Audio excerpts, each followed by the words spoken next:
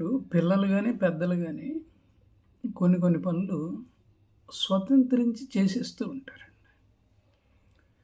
అలా చేసేటప్పుడు వాళ్ళు ముఖ్యమైన వాళ్ళకి చెప్పాలి అన్న ఆలోచన గూడా రాదు. కాకపోతే చేసేస్తారంతే. అలా చేసేటప్పుడు వాళ్ళ నమ్మకం ఏంటంటే, ఇది మంచి పనే కదా! ఇది నాకు ఉపయోగపడే పనే కదా! నలుగురికి ఉపయోగపడే పనే కదా! అనే ఉద్దేశంతో పాపం చేసేస్తారు. పెద్దవాళ్ళని కాసేపు పక్కన పెడదామండి. చిన్న పిల్లలు ఏం చేస్తారంటే, నచ్చింది చేసేస్తారు. అంతే. అయితే కొన్ని కొన్ని పనులు వాళ్ళు చెప్పేస్తూ ఉంటారు తల్లిదండ్రులకి. ఇదిగో నేను ఈ పని చేశాను ఎలాగుంది, ఎలాగుంది అని చెప్పేసి.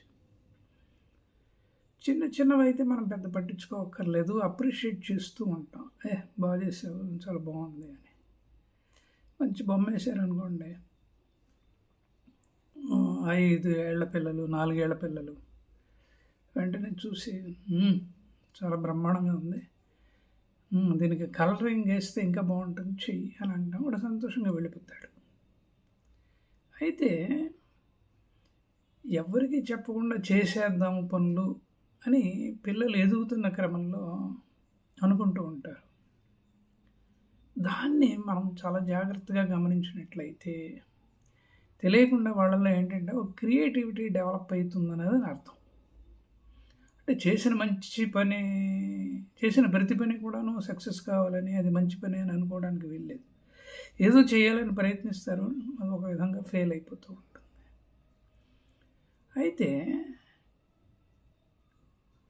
పిల్లలు వచ్చి ఈ పని చేశాను అని చెప్పారనుకోండి, దాని వెనక పిల్లల్లో ఉన్న భావన ఏంటంటే, తల్లిదండ్రులు అప్రిషియేట్ చేస్తారు అన్న భావన అన్నమాట. అంతే. లేదు, కొంతమంది పిల్లలు ఏం చేస్తుంటారంటే, ఏదో చేస్తారు, అది అనుకోకుండా పాడైపోతుంది, లేకపోతే వస్తువు పగిలిపోతుంది. వచ్చి తల్లిదండ్రులు చెబుతారు ఇలా చేశాను అని. అప్పుడు కొంతమంది తల్లిదండ్రులు ఏం చేస్తారంటే గట్టిగా అరిచేస్తారు, కొట్టే ప్రయత్నం కూడా చేస్తారు. పని అయిపోయింది కదా! పని అయిపోయినప్పుడు వాడు వచ్చి నిజాయితీగా చెప్పినప్పుడు వెంటనే మనం అలా రియాక్ట్ కానవసరం లేదు. రెస్పాండ్ అయితే మంచిది. అరే అట్లా చేసావా, చాలా కాస్ట్లీ ఇది, సరే పోన్లే అయితే అయింది, కొంచెం జాగ్రత్తగా ఉండాలి ఇటువంటి విషయాలు అని కనుక అన్నారనుకోండి, అమ్మయ్య అనుకుంటాడు. రేపొద్దున ఏ పని చేసినా కూడా మీకు వచ్చి చెప్తాడు. అది పని చెడిపోయినా కూడాను, నష్టం జరిగినా కూడాను చెప్తాడు. రియాక్ట్ అయ్యామనుకోండి, రెస్పాండ్ కాకుండా, అంటే రియాక్షన్ అనేది కొంచెం నెగిటివ్ సెన్స్, అప్పుడు వాడు ఆలోచనలో పడతాడు. కానీ వాడు చెయ్యాలి అనుకున్నది మటుకు చేసేస్తాడు. ఎందుకంటే మనసు పదే పదే చెబుతుంటుంది, ఈ పని చేయి, ఈ పని చేయి, ఈ పని చేయి అని చెప్పేసి. కాబట్టి వాడు నిన్న మొన్నటి దాకా చెప్దాం అనుకున్న పనులు కూడా రేపొద్దున చెప్పడం. కాబట్టి తల్లిదండ్రుల విషయంలో కొంచెం జాగ్రత్తగా ఉండాలి. ముఖ్యంగా ఒకటి గమనించాలి, ఈ పని చేసినందువల్ల మన కుటుంబానికి ముఖ్యంగా ఆర్థికంగా ఏమైనా పెద్ద నష్టం కలుగుతుందా? కలగనప్పుడు దాన్ని పట్టించుకోకూడదు. ఎందుకంటే వాడు ఏదో చెయ్యాలన్న ప్రయత్నంలో వాడు చేశాడు, అది పొరపాటు అయిపోయింది. ఇప్పుడు మనం కూడా చిన్నప్పుడు తెలియక చాలా చేసాము, విఫలమయ్యాయి, కొన్ని సక్సెస్ అయ్యాయి అనుకోండి. పిల్లలు కూడాను అదే మార్గంలో ఉన్నారు కాబట్టి వాళ్ళని ముందు మెచ్చుకొని క్షమించాలి. అరే మంచి ప్రయత్నమే చేసావురా, కానీ ఫెయిల్ అయింది అని చెప్పి ఆ టైంలో వాడిని ప్రశంసించి, తర్వాత మీరు కొంత టైం తీసుకొని పిల్లల్ని పక్కన పిలిచి, అలా కాకుండా ఇలా చేస్తుంటే బాగుండేదిరా, నీకు ఈ ఆలోచన వచ్చింది కదా, ఈ ఆలోచన వచ్చినప్పుడు నేను కొన్ని ఇన్పుట్స్ ఇచ్చేవాడిని కదా, అలా ఇచ్చినప్పుడు కనుక వాటిని కనుక నువ్వు అమలు పరిస్తే బ్రహ్మాండంగా ఉండేది కదా, సక్సెస్ అయ్యేది కదా. కాబట్టి what ever you wanted to do, you do it I say, but just before doing that, just inform us. We will certainly encourage you. అని చెప్పామనుకోండి, వాడు ఎట్టి పరిస్థితుల్లో కూడాను అబద్ధం ఆడండి. అయితే చాలా చోట్ల తల్లిదండ్రులు చేస్తున్న పొరపాటు ఏంటంటే రియాక్ట్ అయిపోతున్నారు ప్రతిదానికి కూడాను. అంటే ప్రశంసించే బదులు రియాక్ట్ అయిపోతున్నారు. కాబట్టి నేను ఒకటే చెప్తున్నాను, ఎక్కడ ప్రశంస అయితే ఉండదో అక్కడ నిజం ఉండదండి. నిజం ఉండదు అంటే అబద్ధం ఉంటుంది. నేను ఏ పని చేసినా కూడాను అరుస్తారేమో, తప్పుపడతారేమో, విమర్శిస్తారేమో అన్న ఒక భయం ఉంటుంది పిల్లల్లో. కాబట్టి ఏ పని చేసినా కూడాను పని అయితే అయిపోయింది కదా, మళ్ళీ దాన్ని వెనక్కి పట్టుకురావడం, పని అయిపోయింది. అయిపోయినప్పుడు ఏంటంటే చివరికి మీ అరుపులు, మీ తప్పుపట్టటాలు, మీ విమర్శలనే వాడు గుర్తుపెట్టుకుంటాడు తప్ప ఇంకా రేపొద్దున ఏ పని చేసినా కూడా వీళ్ళకి చెప్పకుండా చేసేద్దాం. ఒకవేళ అడిగితే నేను చేయలేదని చెబుదాం, అబద్ధం ఆడదాం అనే ఒక భావన వాళ్ళలో ఉంటుంది. కాబట్టి అప్రిసియేషన్ చేస్తూనే పని అయిపోయింది కాబట్టి, లేదురా మంచి ప్రయత్నం చేసావు కానీ ఇలా అయింది, చాలా బ్యాడ్ లక్, కొంత తొందరపడ్డావు, నువ్వు మాకు చెప్పుంటే బాగుండేది అని. లేదు, ఆ టైంలో అసలు ఏం మాట్లాడద్దు. మీ మనసుకి బాధ కలుగుతుంది, అరే ఏంట్రా వీడు ఎంత పని చేశాడు చెప్పకుండా అని చెప్పేసి.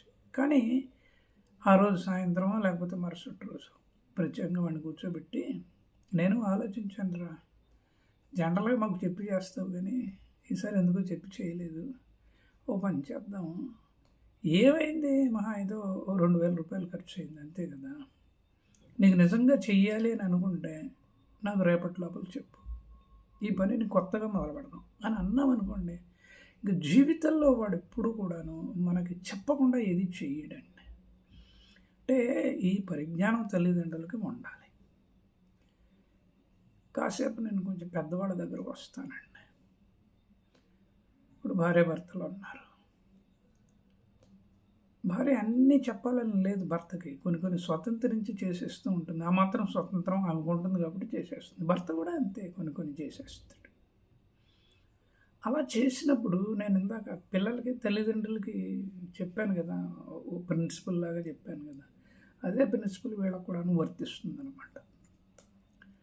ఇప్పుడు ఏదో పని చేయిస్తాడు, పెద్ద ఏమి సలహా ఏమి తీసుకోడు, ఆ పని అయిపోతుంది.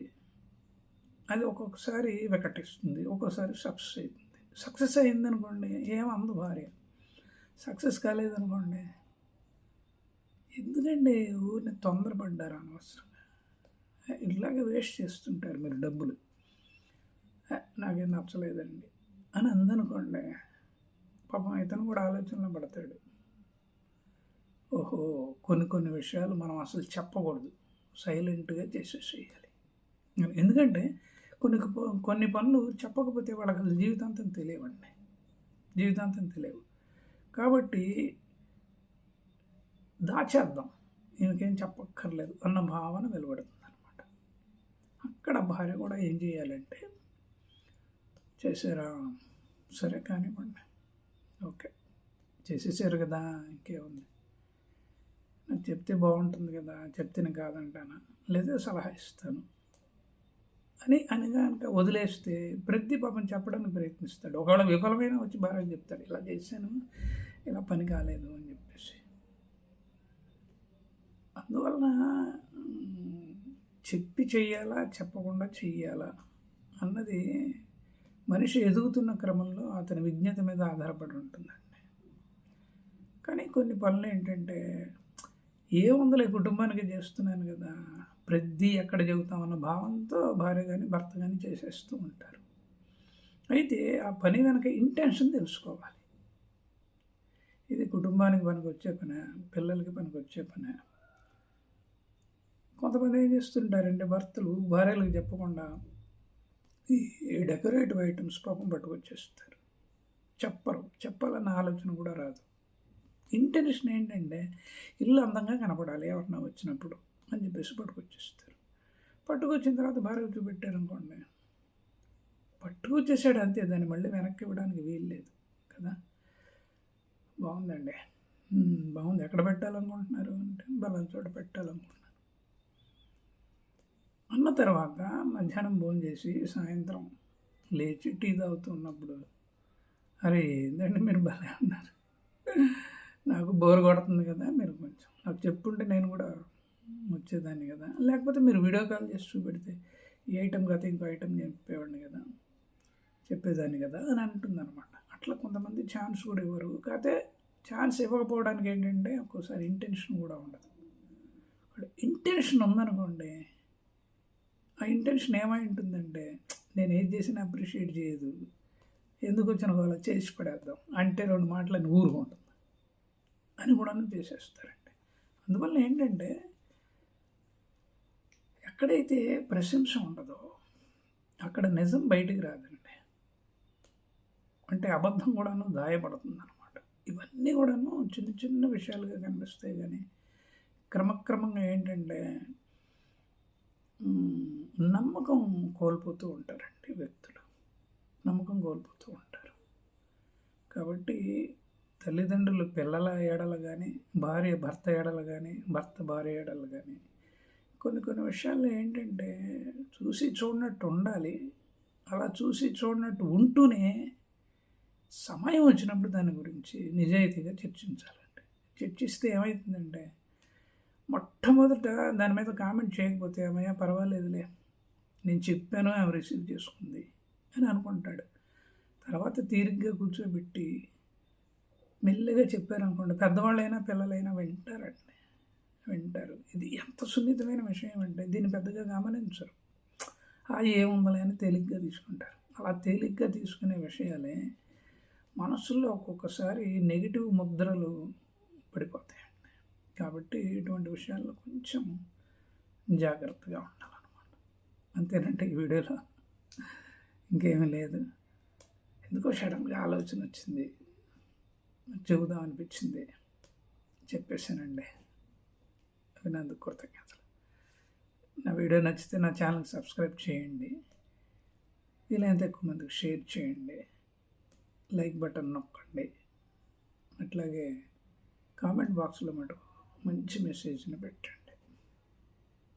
లేదు కిరణ్ గారు సరదాగా మీతో మాట్లాడాలని అనుకున్నారు కూడా మాట్లాడండి, ఇబ్బంది ఏం లేదు. నా పేరు మారుతి కిరణ్, పోరూరి మా ఇంటి పేరండి.